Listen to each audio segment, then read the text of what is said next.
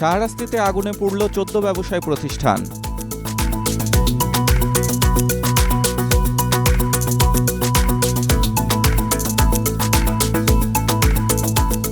চাঁদপুরের শাহরাস্তি উপজেলার ঠাকুরবাজারে আগুনে ভস্মীভূত হয়েছে 14টি ব্যবসায় প্রতিষ্ঠান।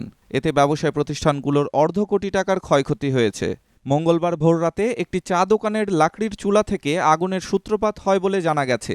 শাহরাস্তি ফায়ার সার্ভিসের সদস্যরা 2 ঘণ্টার চেষ্টায় আগুন নিয়ন্ত্রণে আনেন।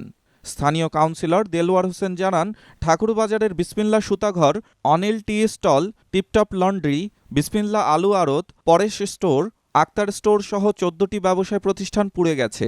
এখানে বেশিরভাগই ছিল গোডাউন।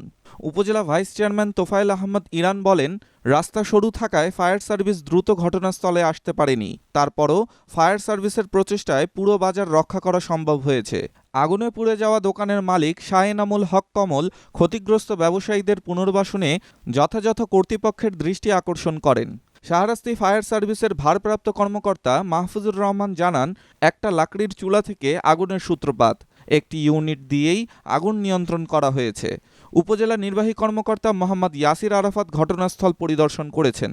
তিনি জানান, ক্ষতিগ্রস্ত ব্যবসায়ীদের যথাযথ কর্তৃপক্ষের মাধ্যমে সহায়তা করা হবে। তিনি আরও জানান, দখলের কারণে রাস্তা সরু হওয়ায় ফায়ার সার্ভিস দ্রুত পৌঁছাতে পারেনি।